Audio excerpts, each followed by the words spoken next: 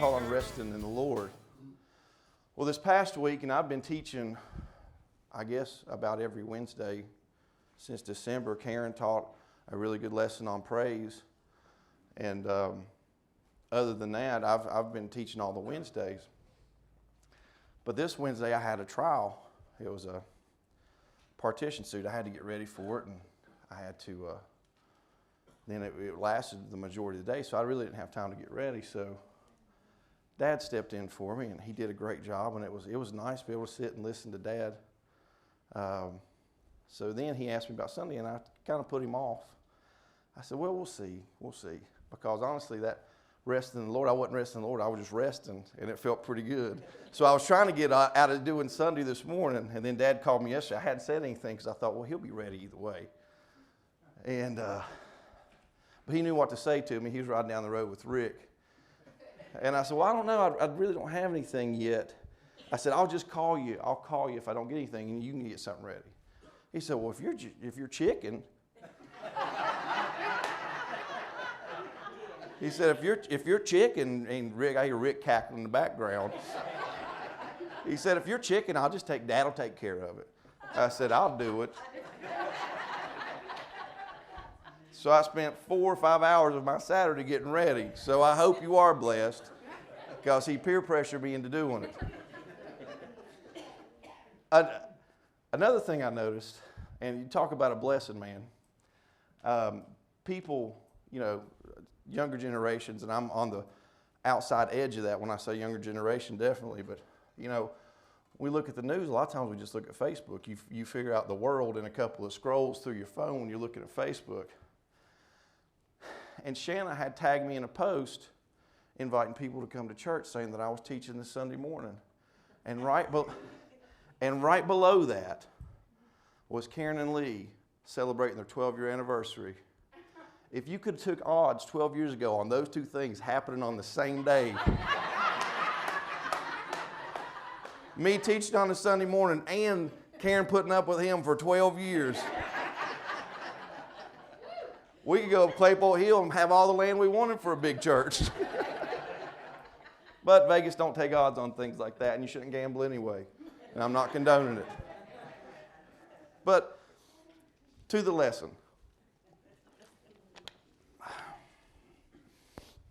Love is a central theme, if not the central theme, throughout all of true Christianity. Now, of course, you have these nut jobs from places like the Westboro Baptist Church saying that God hates this and God hates that. And obviously, that's why I say true Christianity. Obviously, that's in no way true Christianity. That's something horrible that brings a reproach upon the church. Moreover, definitely I think that love, and Karen and Lee can tell you better than anybody because they sit up there with me on Sunday mornings when I teach the youth. And I'll tell you what, we got some great kids here in the church. But definitely I think that love is a central theme of what I usually teach on. That's usually what it always comes back to. Dad is faith. And it seems like most of my messages come back to love.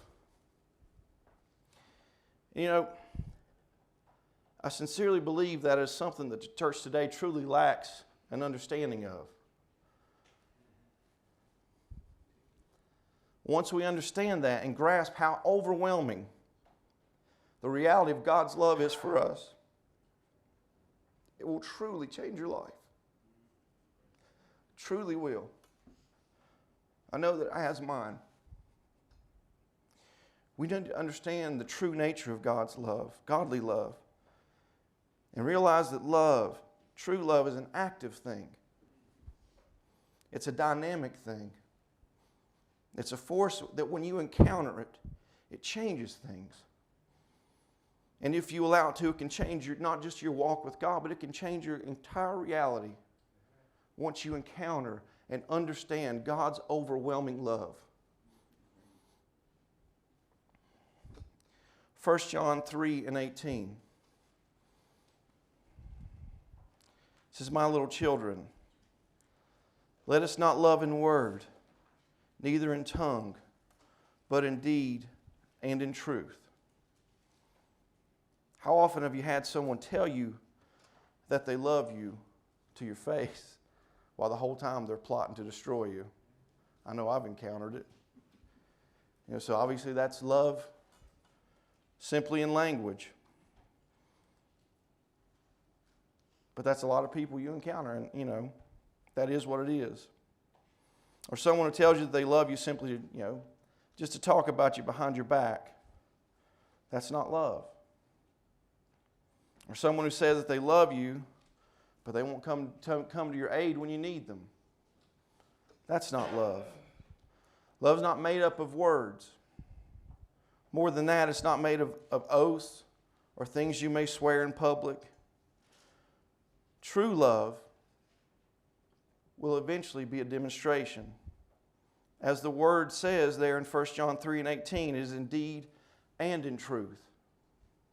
So it's not just an action, because you can also have half-hearted, empty actions.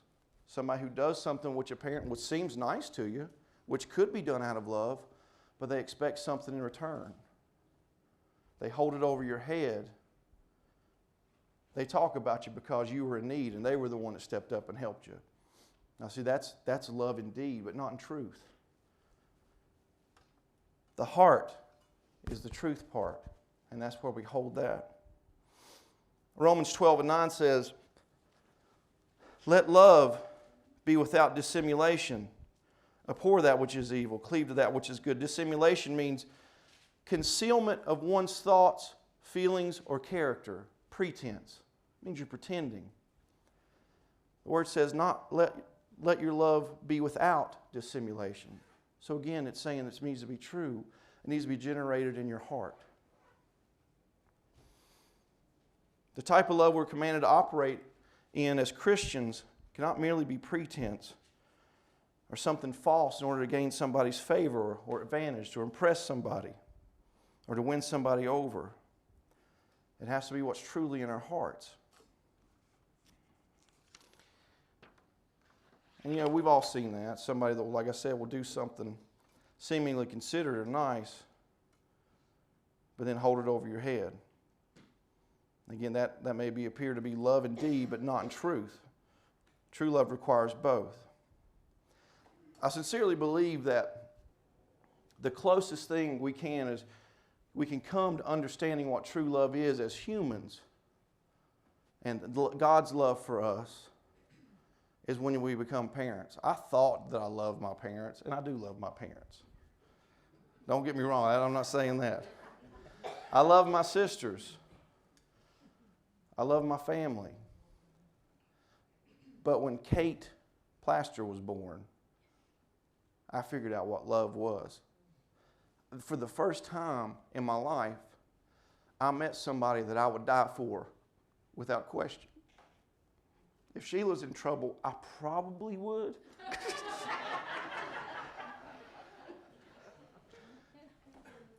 But Kate, Christian, and Lily Beth, don't get me wrong, I was still trying to negotiate myself out of the situation. But I would die for them. I love them with the purest love that I think a human can understand, is the love for my children. It's an amazing thing. It's an overwhelming thing. And I think that that's why God, it's important that we think of Him as Father, because that's the closest thing that we can understand is a father's love for his child.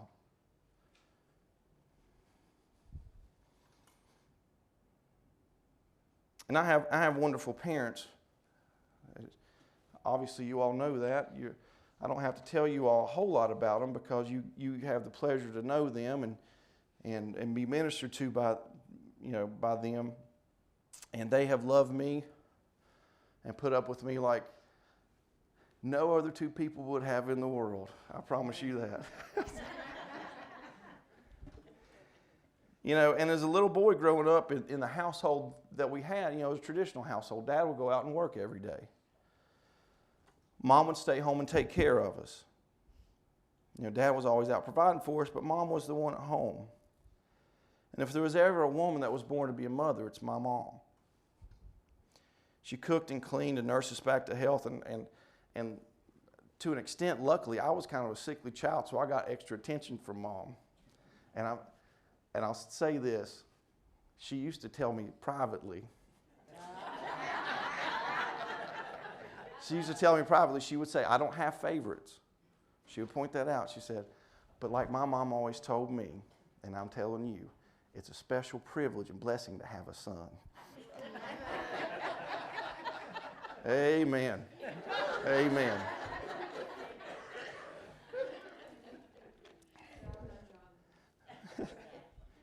But, she was the one that entertained us, took care of us, and she entertained us because we weren't allowed to cross the road, so all of our entertainment had to come from the house.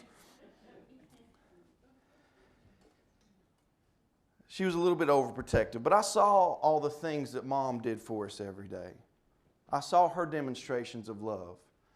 Like I said, taking care of me, making sure we had clean clothes, ironing for us, cleaning the house. The demonstration of her love was clear every day. Dad, on the other hand, like I said, he worked all the time. And when he got home, either he would load us up and we would go to church, or he was asleep on the couch. So he could rest, so he could get up and go back to work the next day. And in keeping with the fact that we were, again, a traditional household, he was also in charge of discipline. So what I knew of Dad, honestly, as a little boy, was he was either gone or I was in trouble. So, obviously I have a different understanding now, but if you would have asked me when I was 7 or 8 years old if Dad loved me, I don't know what I would have said. But that all changed. That all changed when I had my problems in college. And if you've been here for more than 2 services, you've heard about them from Dad already. So I'm not telling you anything you don't know. But I just didn't, I'd never been responsible for anything. I didn't have to get myself up. Mom and Dad always took care of everything. So when I went away to college, there was nobody to wake me up in the morning. There was nobody to make me go to class. So despite the fact I was pretty bright, I just didn't go. I sat and played video games, and I was living in a place that actually had Taco Bell. I would eat Taco Bell and play video games all day. Well, the authorities at Radford University were not very impressed with my efforts. So they told me to take a few semesters off and think about it. And I wasn't going to tell Mom and Dad that because, like I said, as far as I knew, Dad would kill me. I mean, literally kill me. So, I just thought, well, what I've done is bad. I've taken the tuition money and spent it on, I bought a bass and all kinds of things. But, look where it led, Dad. You can't argue too much, All things work together. No. But so I'd lied to them. I'd kept them in the dark. Took my tuition money, and I was just laying around doing nothing, just wasting away, languishing. And I just found out the other day that Karen is the one who ratted me out. But thank God for that. But once Dad called and said, I heard you're not in school, I was like, what? That's crazy. Just coming back from class. I said, well, when you come in next weekend, I want to see some report cards. So, I'd lied to him when I'd taken the money and spent it on things I shouldn't have, but I wasn't to the point where I was going to forge report cards. So that's where my conscience kicked in. So I waited the next day and I called Mom. I said, I'm not in school. I flunked out because I wasn't going to class. I said, you tell Dad, but don't tell him to come looking for me because I'm hiding out for a couple of days until he calms down. Because, again, literally, I thought I was a dead man.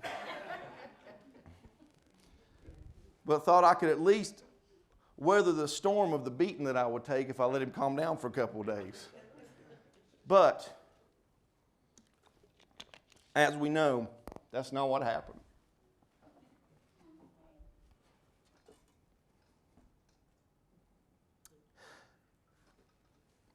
When he finally did get a hold of me, and I felt shame like I never had before, because regardless of how I viewed my dad, I'd always revered him. I had reverence for him. Fear and reverence. So I felt a lot of shame. But I'll never forget what he said. He said, "Come on home, son." He said, "There's nothing that love can't conquer."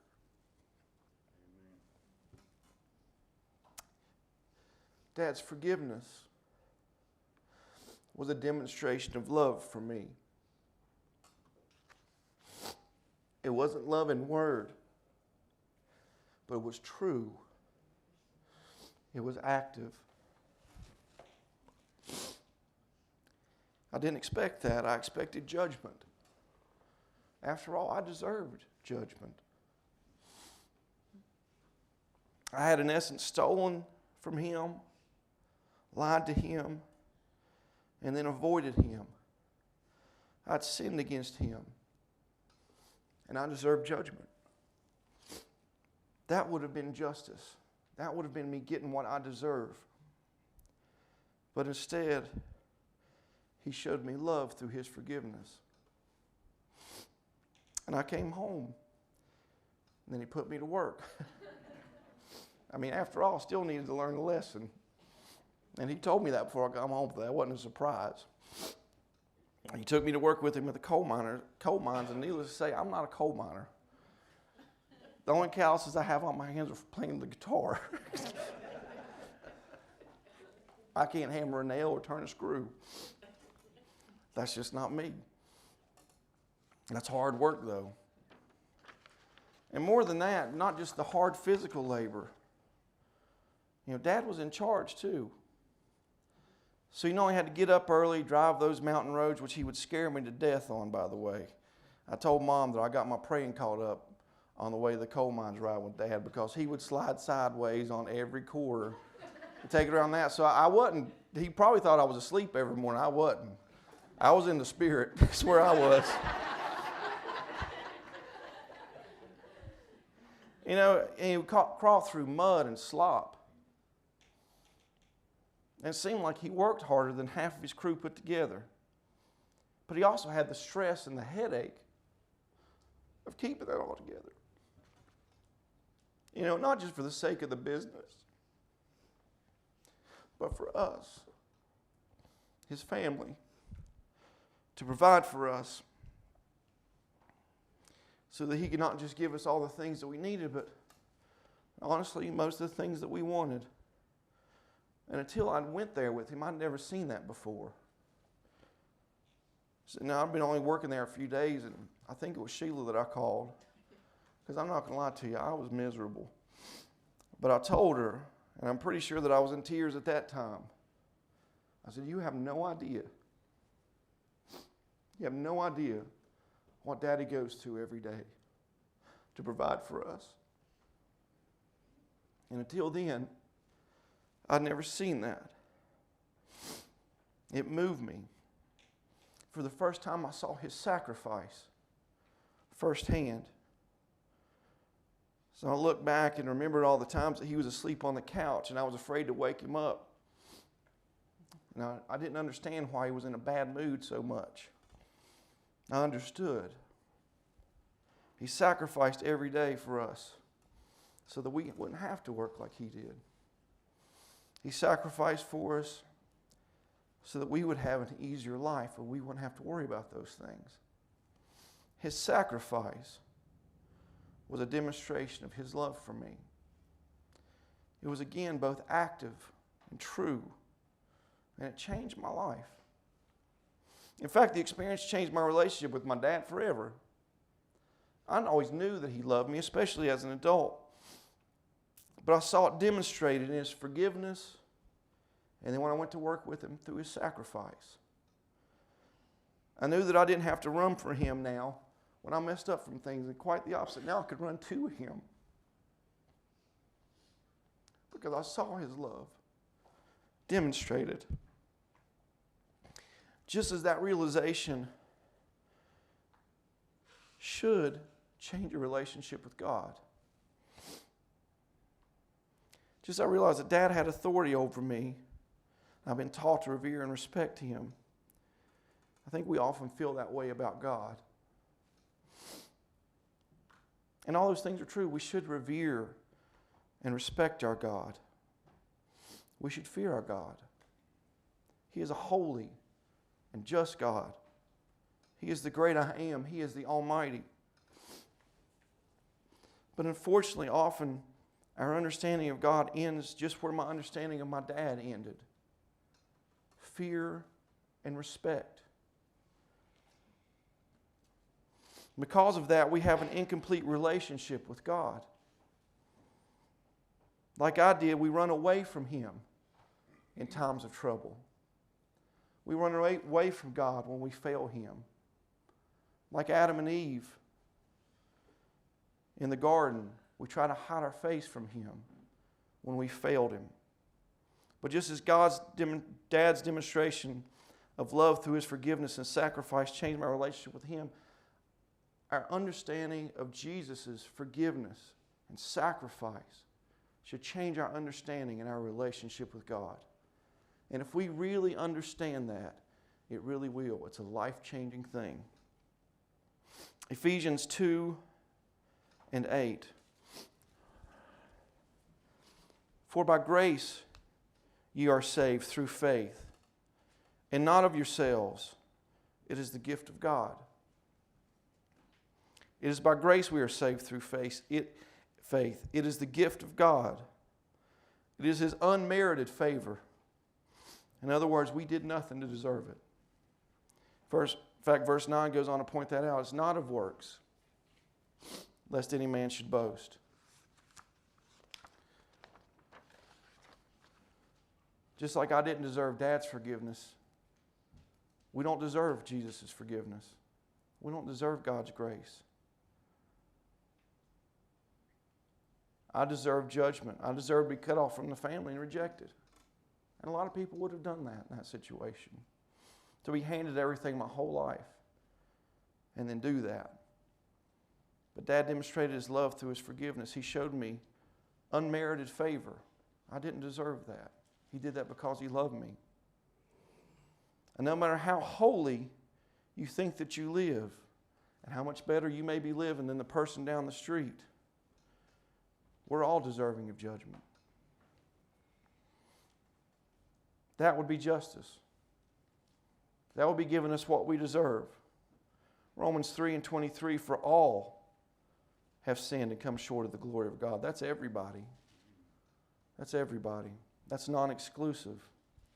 We've all sinned and come short of the glory of God. In fact, James 2:10, for whoever shall keep the whole law and yet offend in one point, he is guilty of all. So no matter how good you live, no matter how hard you try, if you offend in one point of the law, you're guilty of it all. And I assure you, we all commit some offense against the law every day. So based on that alone, my mother, who I believe is a saint, she puts up with me. She holds everybody together. She's always been the person that holds her family together. Nurses all of her brothers and sisters back to health when they're sick. Even Mom is worthy of judgment. Believe it or not. And we'll debate that later, Mom. But as we know, John 3:16, but for God so loved the world that He gave His only begotten Son, that whosoever believeth in Him should not perish, but have everlasting life. For God so loved the world. That forgiveness, that grace, the unmerited favor of God was the ultimate demonstration of love. It was due to God's love for us, His unmatched, amazing love, that He sent His Son to die for us, to take our place on that tree. To take all of our sin, all of our shame, to be forsaken in that one moment. To suffer and die for a world that hated and rejected Him. And again, not because we deserve it, but because he loves us. Romans 5:8. But God commendeth his love towards us, in that while we were yet sinners, Christ died for us. Even while we were sinners, lost and unworthy, he commended his love towards us, in that Jesus died for us. The depth of his love is amazing and really nearly incomprehensible. Luke 23, verses 41 through 43. This is talking about when Jesus was crucified. And the one man on one hand railed against him and mocked him. And then the other, the thief, says in verse 41, and we indeed justly, for we receive the due reward of our deeds. He understood that he was getting what he deserved at that moment. But this man hath done nothing amiss. He acknowledged that he was a sinner, deserving of the judgment that had been rendered against him. But he also knew that Jesus had done no wrong. And he said unto Jesus, Lord, remember me when thou comest into thy kingdom. He asked for forgiveness.